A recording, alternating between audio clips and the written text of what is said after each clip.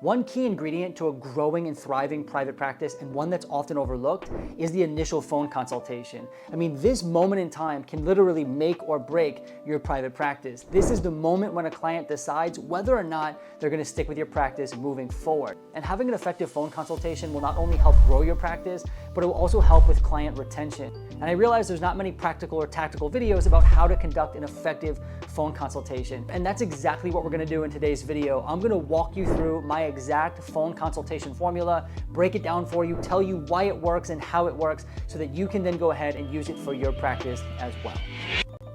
So what exactly is a phone consultation? Most of you are probably familiar with it because it's pretty standard practice in the field of mental health when trying to find a therapist or a provider. And so what usually happens is a client will contact you either from your Psychology Today, your website, your profiles, which, by the way, even if you have a fantastic website, fantastic profiles, and clients are contacting you, if the initial phone consultation isn't done well, all of that can be lost. So that is why we want the phone consultation to also be really, really effective, okay?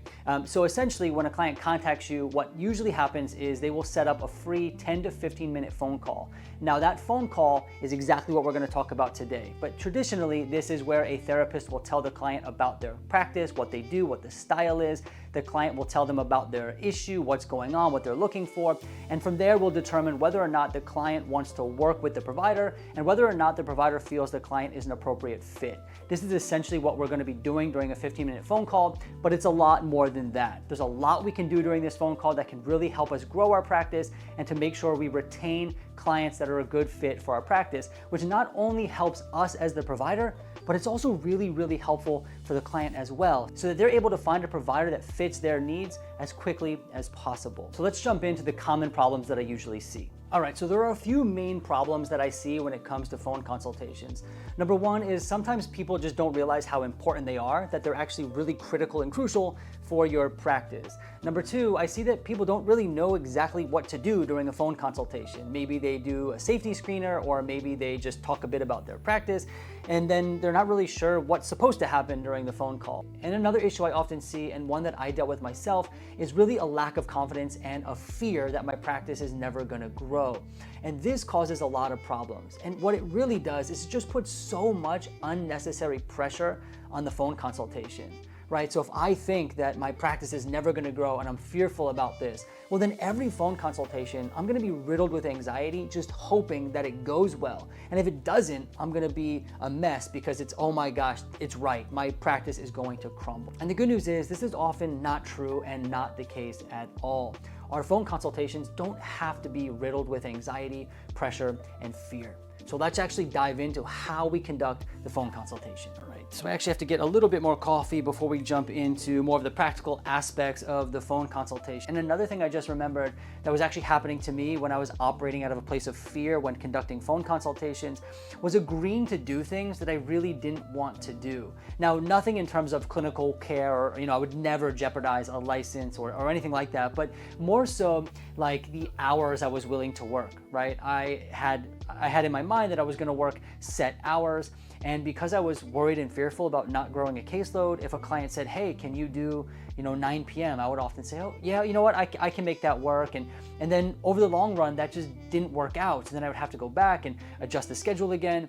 And I've heard from other providers they do this as well. They'll end up being really, really flexible when they're trying not to be, and then again, this just causes problems in the long run. And if we can firm up our phone consultations, I can promise you, you won't be flexing like that and agreeing to do things that you really don't want to do, which again is not only beneficial for you, but for the client as well. So the first thing we need to do is establish the goal of the phone consultation. And I would argue that there are three. Now, we want to do this before we even get on the phone with a client, okay? And one thing that should really take the pressure off is that we're not trying to turn every phone consultation into a long-term client. That is not the goal at all, okay? So that should really ease the anxiety. So one of the primary goals of the phone consultation is to ensure safety. Now, this is gonna come down to your clinical judgment, to what you need to do, what you're required to do. But when I talk about safety, I'm talking about assessing for any acute issues that you cannot treat, right? Or any acute issues that are an emergency that need to be addressed right away. We need to rule that out. We need to ask about that. And that's really the first thing that we should really be thinking about is safety. And that one is probably pretty obvious. You probably know about that already. Most therapists, most clinicians are totally aware of that and are already doing that. And number two, and this one's really important, is ensuring that the client fits within the scope of your practice and what you do. So for example, I am a therapist who does a lot of DBT.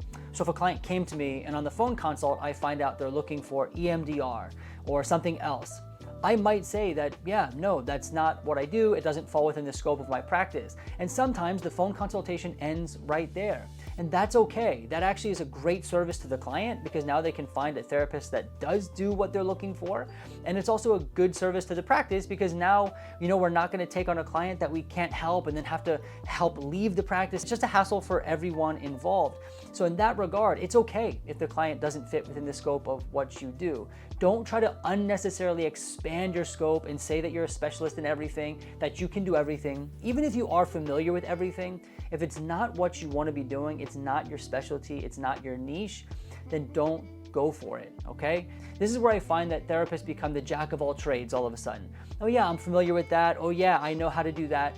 And they'll end up trying to take on clients that are going to be best served by other therapists. Now, this is going to be better for you in the long run. All right, so if you have a practice, if I want to be a DBT person and I want to work with ADHD and that's what I want to do, I might not get every client that calls me. I might get 10 phone calls in a month and maybe only 1 or 2 fit within the scope of what I do. That is okay. Over time, it's going to be more helpful to do it that way than to try to take on everyone and then they all fall off because they realize this is not the practice that they need. And then the third goal we want to consider is what the client's needs are. Do they think that you fit within the scope of what they do? So after you share with them what you do and who you are and what kind of practice you are, the client also has the ability to think about whether or not that fits with what they're looking for.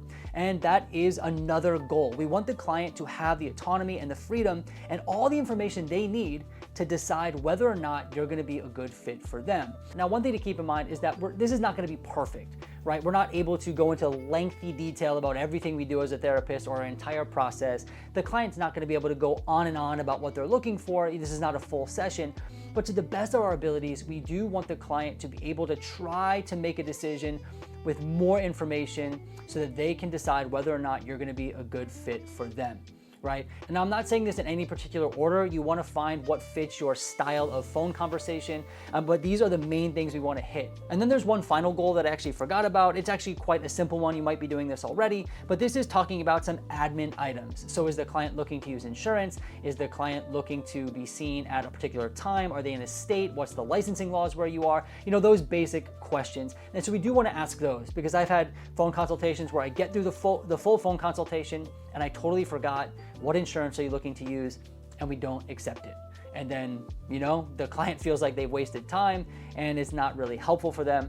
So sometimes it's good to start with that stuff, and maybe you might even want to have that stuff on your website or in an email to the client. But definitely take some time to go over some admin items as well. Now let me walk you through a potential execution of the phone consultation. This is a framework that I often use and I found to be really effective. So one of the first things I do is actually lay out the framework for the consultation, and I'll state the objectives really clearly up front. I will say something like, we have 3 main goals for our call today. First, I want to hear a little bit about what you're looking for and to determine whether or not what you're looking for falls within the scope of what we do. You also will have an opportunity to hear about our practice and what we do to decide if you think that we are a good fit for what you're looking for. And we'll go over some basic admin things like insurance and payment and things like that as well. And I'll also go through some basic safety questions with you that I go through with everyone. And I'll also say that this is not a therapy session. Our call is about 10 to 15 minutes so that now the client has a good sense of how long it should take and they know exactly what we're looking to do in that time frame. And it really sets the expectations nicely. The next thing I usually do is just the admin stuff, because again, this could be a deal breaker right away, right? I just shared earlier, if I ask a client what insurance do you have, and then they have one that I don't take, they often will say, okay, well, I'm gonna keep looking then, and the call is over. So I'll go through the basic admin stuff, and just to give you a review of the admin things I'm asking for, I'm asking what state they're located in to make sure that we as a virtual practice can actually see them. I also ask the insurance, what insurance do you have? I ask them like preferred time, what kind of times are you looking to be seen? I let them know what hours we have available. And those are pretty much the basic things that you want to ask, because those can be deal breakers for clients. And then after that, I usually have the client tell me a little bit about what they're looking for and what has them reaching out for therapy at this time. And after that portion, what I'll usually do is go through the basic safety screeners. I will assess for all the issues that I need to as a therapist in regards to safety and acute issues. And then after that, I usually tell them a bit about our practice. I'll go through what we do, what our specialties are, maybe some brief education on the modalities that we use. And I'm also very clear about what we do and what we don't do, right? I'm clear about our hours. This is when we're available, this is when we're not. And this is the time where you don't want to be flexing. You just want to be straightforward, upfront. This is who we are, this is what we do, and this is what our practice looks like. And then from there, I usually leave a little bit of time for questions, because inevitably questions come up, right?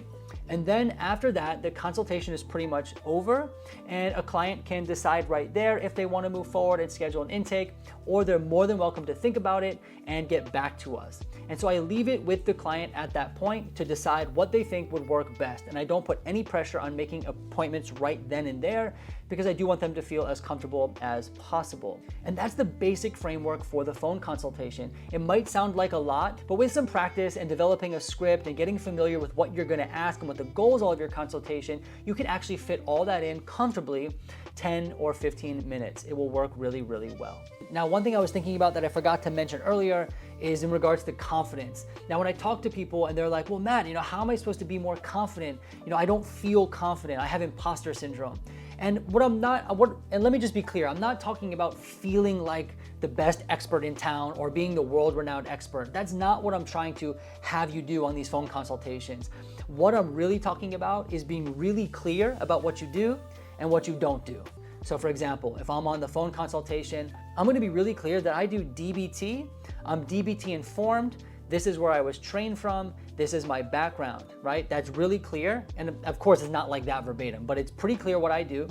And then I'm gonna be really clear with the things I don't do. I don't do this, I don't do that. And we don't need to be experts to know what we do and do not do, right? So that's what I'm talking about. So think about, what do you do, what do you not do? What do you wanna do, what you not wanna do? Write it down and be really clear on your phone consultations. And so what's the end result of having a phone consultation like this? It is certainly not a 100% success rate, at least in the stereotypical sense. We're not trying to make every single potential client a full client at the end of the phone call. But what we are trying to do is to make sure that the clients who do call and are an appropriate fit within our scope of practice, who feel like we're a good fit, get scheduled and become clients. And in that regard, we're gonna have better client retention, better client satisfaction, and your practice will grow consistently and steadily over time in a much more healthy and consistent way. So if you adopt an approach like this and you take this framework and you give it a try in your practice, I can guarantee you it's gonna be beneficial for you, for your clients, and it's gonna lead to an overall better, consistent, more healthy, thriving private practice. And that's pretty much it for today's video. I hope you found this helpful. I hope you learned something. And at the very end of the day, I hope you're more motivated to thrive in private practice than you were when you first clicked the video.